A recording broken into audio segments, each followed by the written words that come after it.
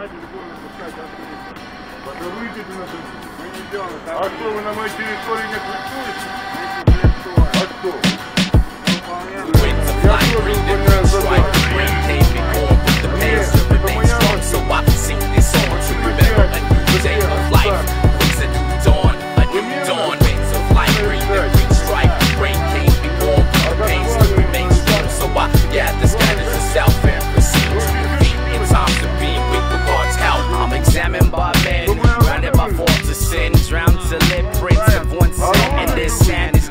Загружайте ящики, убирайте КамАЗ.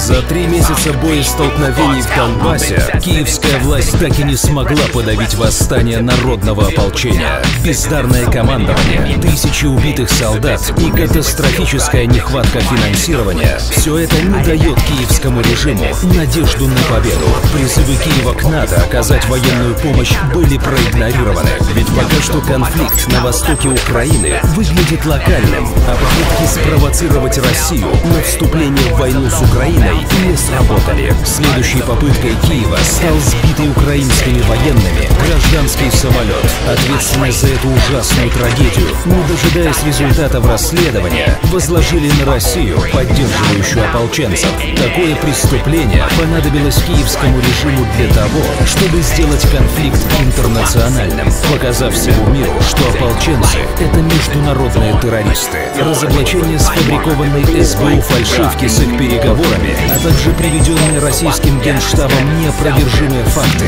доказали причастность украинской армии к авиакатастрофе. Это провокационное убийство было осуществлено Киевом под руководством американских спецслужб с целью втягивания стран НАТО в войну против России. Но зачем американцам эта война? Затем, чтобы поправить свои экономические проблемы, ровно так же, как они делали это в Первой и Второй мировых войнах. Обвинение России в агрессии позволяет ввести финансовые санкции, замораживающие активы российских структур, что позволит списать сотни миллиардов долларов и облегчить запредельное долговое бремя США. Нарушенные экономические отношения с Россией ухудшат состояние европейской экономики, ослабят ее положение в конкурентной борьбе с Америкой. А дестабилизация банковской системы будет стимулировать отток капитала в США для поддержания долларовой пирамиды.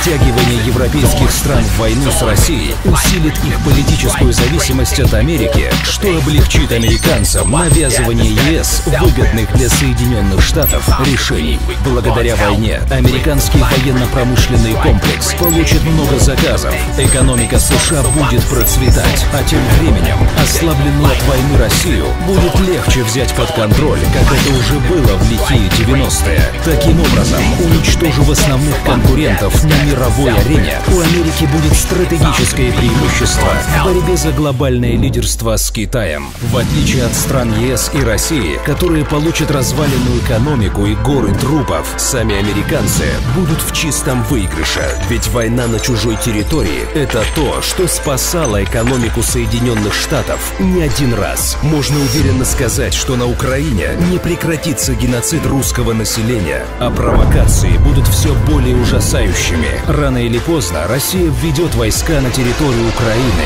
но чтобы избежать миллионы жертв среди россиян, украинцев и европейцев, лидеры Евросоюза просто обязаны отвернуться от своих заокеанских хозяев и признать, Россия защищает не только свои национальные интересы.